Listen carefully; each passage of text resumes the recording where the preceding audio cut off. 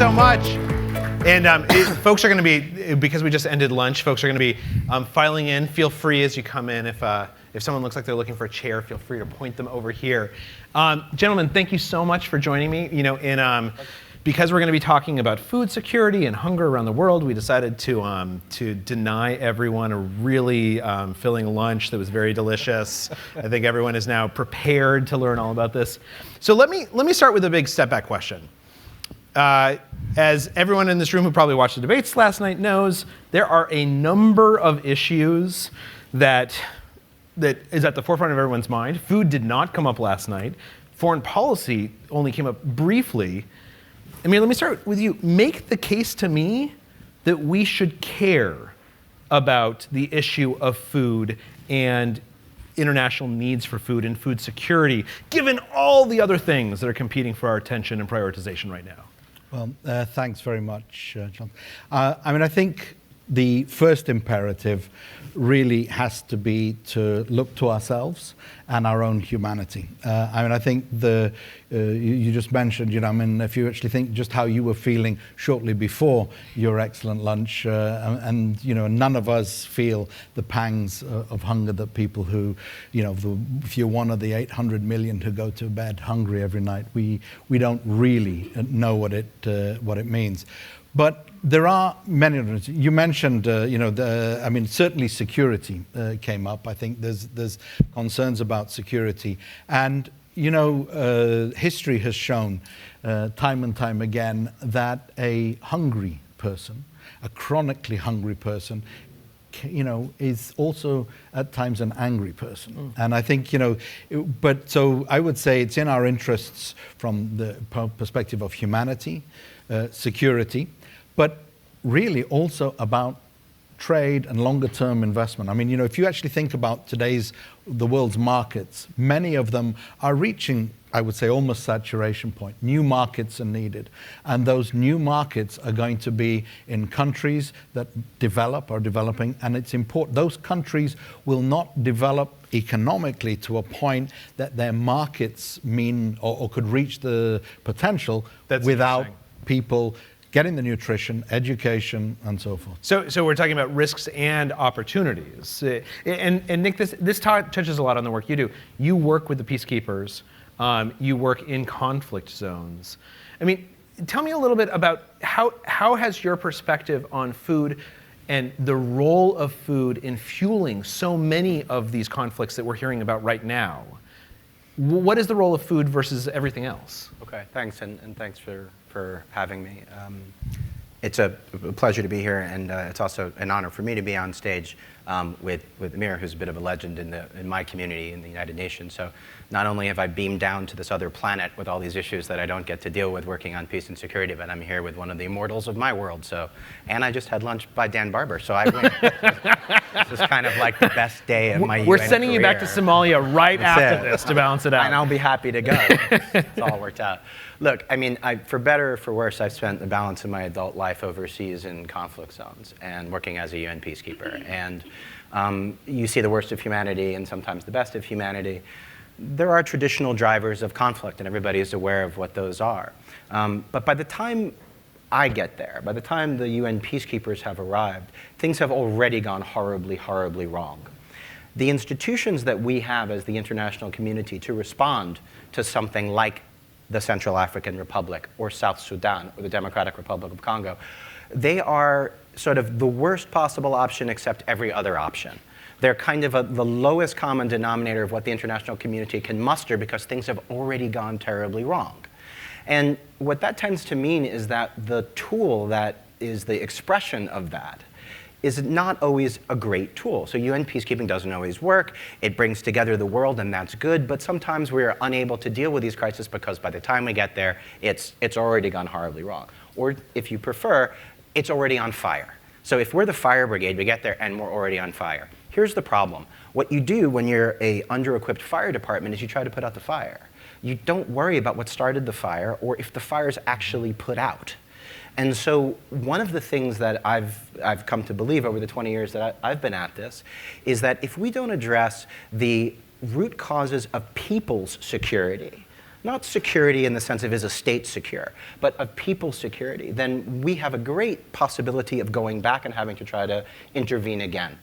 And food and the use of food and nutrition is a key driver in this, because people move to where food is, and states that are cynical use food as a weapon to move them places. So you've got the nutrition aspect of whether or not those countries are performing to their full potential, and you've got the security aspect. No food, people move. People move, regions become insecure, and then you get the peacekeeping. That's fat. Okay, so let me ask this question then.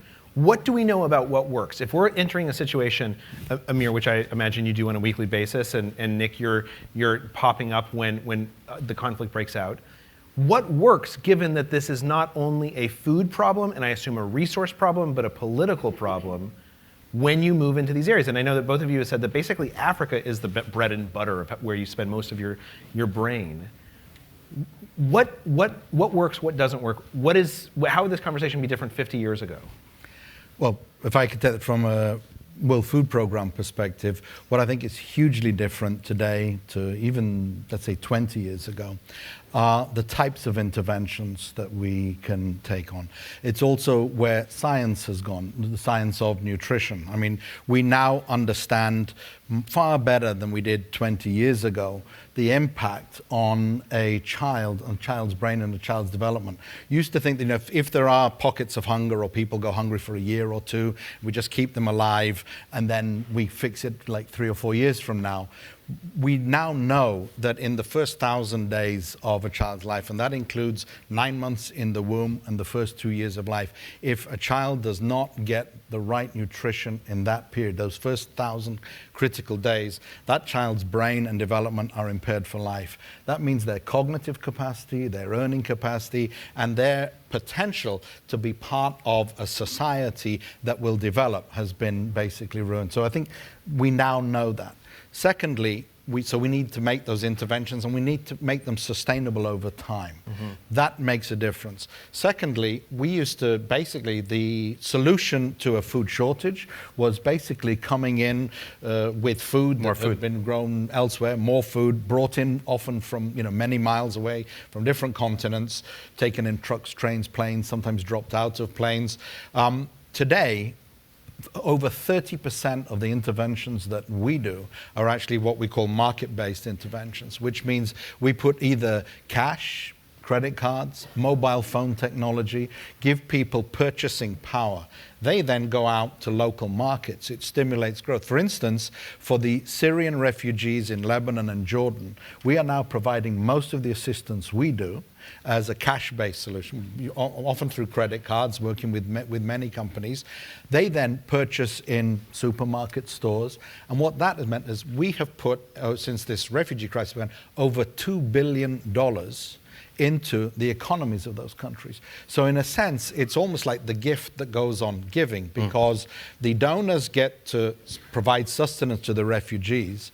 That money then goes directly into the economy of countries that were suffering because of the arrival of refugees. So, it's solutions like that that we didn't necessarily think of. And then I think the final one, if I may, has got to be that, and this is probably the most difficult but the most essential, and that is that countries have signed up to an Agenda 2030, which means by 2030 we will achieve 17 sustainable goals, which include ending hunger, ending poverty, providing education, medical. These are achievements that governments, heads of government, heads of state, have all signed up to. They did it over a year ago. They met at the UN General Assembly last year and reaffirmed how they were moving on in that direction.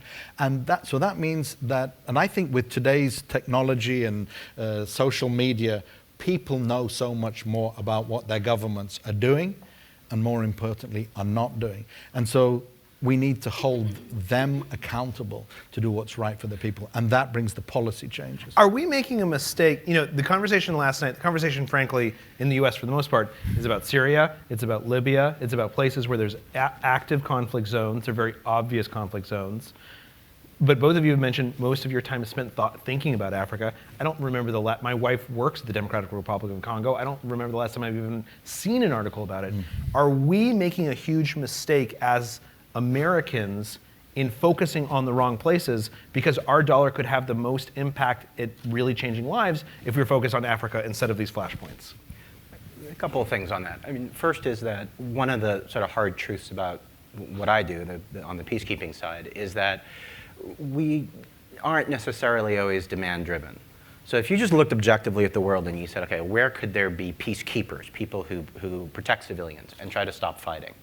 You might look at Syria, you might look at Yemen, you might look at Libya, you might look at the Ukraine, I don't know. But those are not necessarily places that the UN is going to go as UN peacekeeping. And that's because the Security Council is uninterested in passing resolutions. The political will is not there to go there. It's not a needs thing. It's a decision that's based on politics. So it's important that we look at that too and figure out effective ways to intervene, not just in the UN peacekeeping sense, but in the humanitarian sense and the development sense, and try other types of interventions, which is something that WFP, for example, does. But it's also important that we look at the places where we can actually make that difference. The single most important thing that UN peacekeeping does, full stop, is protecting civilians. And there are places in the world where we don't succeed in doing that, but there are also places in the world where we do.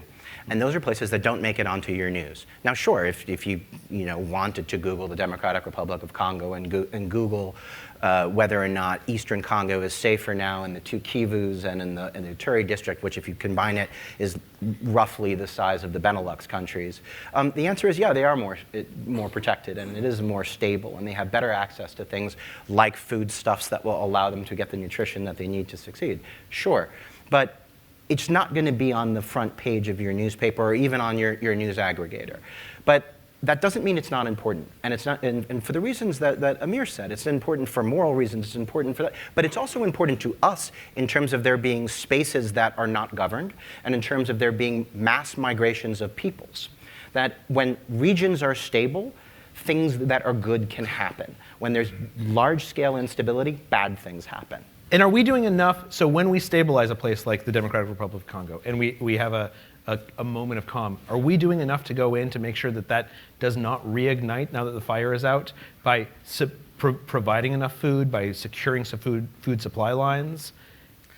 I would say in many instances, yes, but there are many instances, where we probably don't. And it's more important to make sure that we have sustainable solutions, because that's the difficulty here, to provide it over time and to actually get people to a point where they can provide for themselves. So what's the breakdown then? If when it doesn't happen, I guess what I'm moving toward is, who's the bad guy besides just hunger?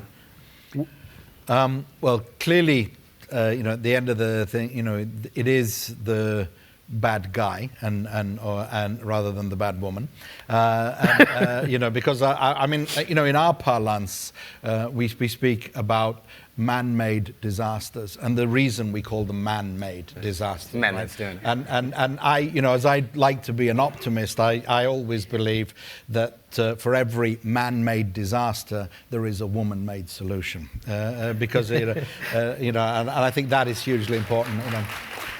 Quite topical at the moment, and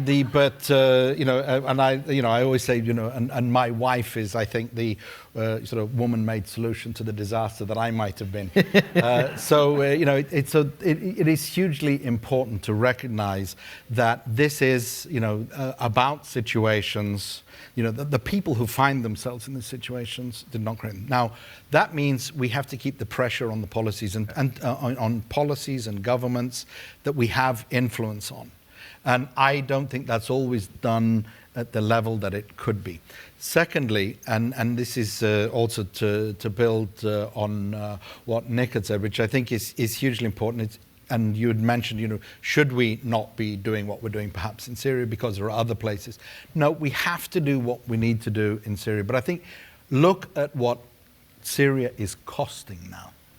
And there are other Syrias out there. There is potential for other places to become like that. Prevention is going to cost a lot less. To do, the preparedness work, using Nick's analogy there, you need a fire department that actually doesn't need to go and put out a expire because it's been so good at providing guidance on prevention, and we can do that. And that means also, I mean, and one of the things Nick had mentioned about, we often find that the World Food Programme, as many of agencies doing this work, we're voluntarily funded. And all too often, it's easier to raise funds when disaster has struck, conflict has begun, human suffering and misery is out there. I think that is a terrible indictment of us all, that we can actually raise money for that. But for children, if you take, I'll give you one area that I think we should be paying a lot more attention to, and that's the Sahel and West Africa. Because although there are pockets of conflict, the Boko Haram is appalling, but it's actually geographic spread is not as large. But there are countries there where we have chronic malnutrition. Now that means that year after year after year, people are in hunger and suffering. If there's a particularly bad drought, or we get close to famine, and you start to see starving babies and people dying and skeletons of the cows and camels over the place, money will come in. And you'll see all the funds. But I was once asked by a journalist, because we'd just gone through a really bad time in the Sahel, and a lot of funds had come in, and we'd managed to get nutrition programs going. I was asked, are you worried that there will be a drought next year? And the sad, almost sick truth is that I was worried that there wouldn't be. Because if there was, we would get funding to keep the nutrition programs going. But if there wasn't, all that funding would tail off. And children need that support over time. And so do that right today in the Sahel, in West Africa. You will have a generation of children that will grow up more secure, better educated, more nutritious, and they will be far less likely to join the bad guys when the bad guys come calling. If they got nothing left to lose, where do they go? I want to open it up to questions, but very quickly, just weigh in on that. One point to follow this on directly. So early action is the key, right? And not to wait until, again, the house is in flames. How do you judge early action, the prevention aspect of it? Here's a couple of things. So we look at instability, so a country's unstable. Instability is an important measure. Here's a better one, fragility. Right? So fragility for us in the UN means something specific, and there's these measures of fragility, of political fragility and social and food stocks and other things that go into a fragility index. Looking at whether or not a country falls into these fragility categories and is thus vulnerable is a good measure of where you could look. Here's another one, resilience. A country's ability to withstand external shocks. Does it have stocks ready for grain in case there's a famine? Is there likelihoods of famine? That all these things have progressed. We are better at predictive analysis in this regard. And if you do that, you have the possibility of not just putting a bunch of stuff nearby to get it ready, but early interventions that will potentially ensure that what the worst possible case scenario, which is that the international community needs to rush a bunch of stuff in there after it's started, won't happen. Peacekeeping, in the places that it matters the most, costs about $1 billion a mission. Right? So in South Sudan, in the Democratic Republic of Congo, and Central African Republic, we cost $1 billion a year to deploy our people there. And the situation has gotten so bad that sometimes they are unable to execute the functions that they are given by the Security Council, who assigns them a mandate. Is that an effective use of the global tax dollar? Well, it's better than the alternative of doing nothing. Right? War is really, really expensive. Peace might cost a lot, but it's cheaper. And that's an important fact, but it doesn't mean that $1 billion couldn't be better spent if you invested in prevention and made sure that when you do go into a place, whether it's a peacekeeping context or other, that you do so in a targeted fashion with the resources necessary to achieve the tasks that you've been given. But all of it hangs on this idea of analyzing fragility and the resilience, and thus being ready to go where you need to go. I think we have time for at least one question. Back here, in the back here, yeah.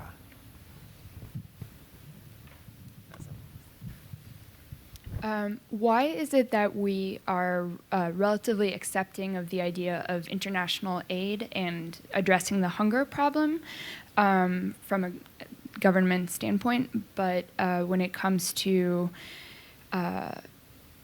discouraging the consumption of soda, for example, that is when we start to say that there's a nanny state? Well, I think a lot of this have to do with local, or national policies, national interests, and so forth. So I would say, first of all, in terms of providing international assistance, I think that yes, and where we're sat today in the United States, I mean, make no mistake, the United States is the most generous humanitarian donor in the world. I mean, it is. I mean, it provides a lot of assistance that is keeping a lot of people alive. I think sometimes some of the policy changes that would be needed to make sure that it was longer term, to actually do it without necessarily waiting for a conflict, or to do it that was not necessarily in any one specific political interest, would make those dollars go further. But I think this has got to be played out against what people who need assistance really need, and getting those policies right. And I think that policies of national governments, I mean, you can be cynical if you want, but actually they are driven by the people who they govern. And therefore, your voices can make a difference in this. I mean, you can actually influence what your governments and other governments around the world do. So let me ask something on that. Since we're out of time, but this is so fascinating, I'm going to blow through the clock anyways. What can the folks in this audience do, briefly, tomorrow, next week, this month? These issues seem so big. What can this audience do that's going to make a difference? I mean, I just make one quick point. The conflicts where the international community is needed the most are frequently, not always, but frequently the ones that you don't know about. That doesn't mean they're not important. It doesn't mean that there aren't millions and millions of people who could be directly assisted with very little effort by a country as rich and as generous as the United States and others. So what can citizen advocacy do? Everything. Because right now, there's a tremendous amount of pressure on certain things, and it should be there. There should be pressure to go into Syria. There should be pressure to do a variety of things because people are suffering. But that doesn't mean that the suffering in places you don't know about is any less. And so whether or not that is consolidating peace in some places or intervening in places like, for example, South Sudan, which is currently one of the worst places in the world from a peacekeeping perspective, that is exactly where we need your help, your advocacy, and your passion. Because other places may be in the headlines and people may be talking about it. It's the ones where they're not talking about it where you have the possibility of achieving direct impact. And I would say, first and foremost, get educated about these issues, really find out a little bit more about them. Secondly, it's hugely important, the advocacy role. Each one of you here, I'm sure, is all over social media. We can pass information around so quickly now, so to spread the word in a sense. But also, the sector that you represent here today, food for tomorrow. I mean, that's really what we're talking about. It might be very different from, in different places, but at the end of the day, that's what we need. And this is also about opening new markets, opening new areas of production. If this planet is going to feed itself sustainably in 2050 and beyond, the places like, Nick's just mentioned South Sudan, I mean, that is probably the world's next best farm, if we could just get the peace. This is abundant land, abundant water, abundant biodiversity. It is there. It is just waiting. So therefore, advocate and stress that, if we want to make food for tomorrow for everyone, we're going to need those new places, and we need your help. We've got our marching orders. Thank you, gentlemen, so much. I really appreciate it. Thank you.